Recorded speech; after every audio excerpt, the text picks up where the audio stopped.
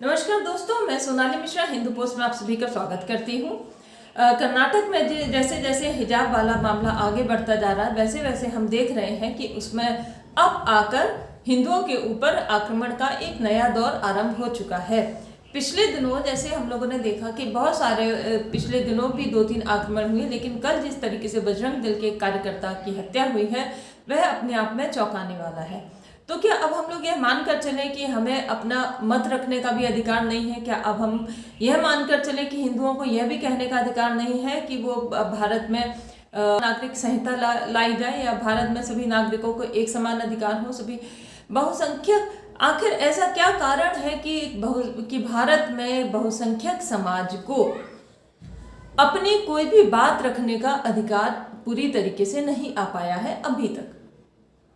पिछले दिनों हमने देखा था कि तमिलनाडु में लावण्या को अपने धर्म का पालन करने के कारण उसको बेचारी को अपनी जान देनी पड़ी थी, परंतु विमर्श में से ये मुद्दा गायब था। विमर्श में से ये पूरी की पूरी तरीके से मुद्दा गायब हो गया कि किस तरीके से लावण्या को प्रताड़ित किया गया, किस प्रकार से लावण्या को उसके हिंदू होने का दंड दिया गया, किस प्रकार से लावण्या को किस प्रकार से लावण्या के ऊपर यह दबाव डाला गया कि वह अपना हिंदू धर्म छोड़ दे और ईसाई बन जाए। लावण्या ने जब इस चीज़ को स्वीकार नहीं किया, जब इस दबाव को स्वीकार नहीं किया, तो उसके ऊपर अत्याचार किए गए, उसको टॉर्चर किया गया। अंततः लावण्या को अपनी जान देनी पड़ी। लावण्या ने अपनी जान दे दी, परंतु उसने अपना धर्म नहीं छोड़ा। क्या आने वाले समय में आने वाले समय में हमारे जो बच्चे और उनके बच्चे जो एक पीढ़ी होगी, क्या लावण्या वीर हकीकत राय की तरह लावण्या की भी कहानियां पढ़ेगी? मेरे ख्याल से पढ़नी चाहिए। मेरे ख्याल से हम सभी को लावण्या जैसी बच्चियों की कहानियों को दस्तावेज करना चाहिए, उनको हमें प्रलेखित करना चाहिए, पूरी की पूरी तरीके से डॉक्यूमेंटेड करना चाहिए, जिससे कि ये जो मिशनरी है, कभी विमर्श के तौर पर, कभी किसी तरीके से, कभी विमर्श के तौर पर या फिर कभी आक्रमण के तौर पर, ये पूरी तरह से चल रहा है। यह आप पर मानसिक रूप से आक्रमण करता है, शारीरिक रूप से आक्रमण करता है, और हिंदुओं को इस तरीके से प्रताड़ित किया जाता है कि पूरे विश्व को ऐसा लगता है कि नहीं, ये प्रताड़ना नहीं है तो सुधार है। हमारे हिंदुओं के भीतर हमारे हिंदू पूरे समाज को इस प्रकार से नीचा दिखाया जाता है कि जैसे हम ही सबसे पिछड़े हैं, लेकिन हम पिछड़े नहीं हैं। हमें कथित रूप से सुधार कर हम पर अत्याचार करने की जिद करने वाले लोग पिछड़े हैं। तभी आज एक बहुत बड़ा वर्ग है जो कि पर्दे की वकालत कर रहा है। हिजाब को लेकर एक पूरी की पूरी तरीके से उनका वो एक फैला हुआ है कि हमें हिजाब चाहिए ही चाहिए।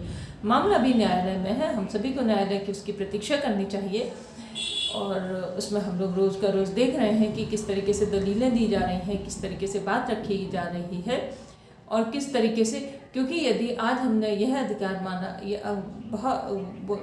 ये बोला जा रहा है कि पहले देखा जाएगा कि कुरान में है या नहीं, लेकिन कुरान में तो नॉन बिलीवर्स को मारने का भी उल्लेख है। तो क्या अब नॉन बिलीवर्स को मारने के अधिकार के लिए भी आगे लड़ाई की जाएगी, आंदोलन किया जाएगा? यह एक बहुत बड़ा परिदृश्य है जिसको लेकर हम सभी को सोचना चाहिए, जिसको लेकर हम सभी को अपनी मांग रखनी चाहिए, कम से कम अपनी आवाज़ उठानी चाहिए। हर्षा का जो कत्ल हुआ, उसको लेकर भी एक विशेष वर्ग का कहना यह था कि हिंदू टेररिस्ट मारा गया। वह कहाँ से टेररिस्ट था, कहाँ से वो था? क्या समान नागरिक संहिता की बात करना अब इस देश में गुनाह हो गया है? क्या हिंदुओं द्वारा यह मांग करना कि अल्पसंख्यक जितने अधिकार उसको भी दिए जाएं, यह मांग करना गुनाह हो गया है, अपराध हो गया है?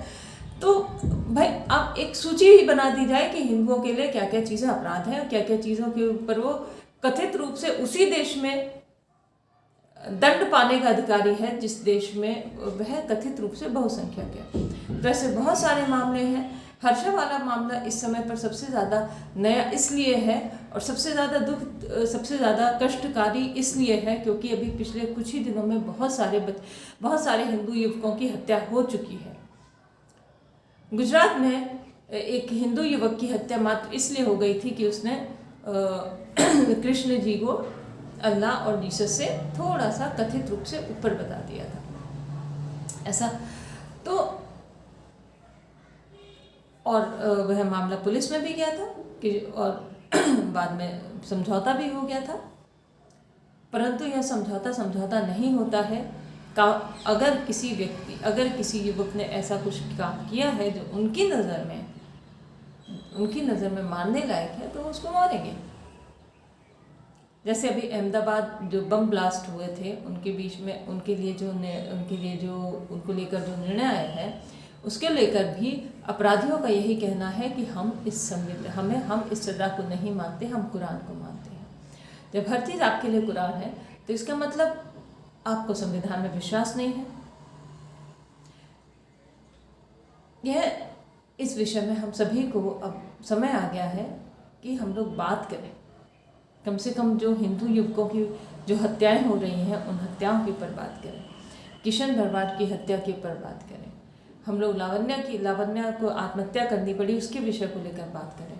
एक 17 साल का एक बच्चा जो केवल सरस्वती जी की प्रतिमा विसर्जन में गया हुआ था, उसको घेर कर मार दिया जाता है, परंतु वह विमर्श का मुद्दा नहीं बनता है। विमर्श का मुद्दा क्या बनता है कि उनको एक विशेष वर्ग है उसको बुर्का और हिजाब पहनना चाहिए।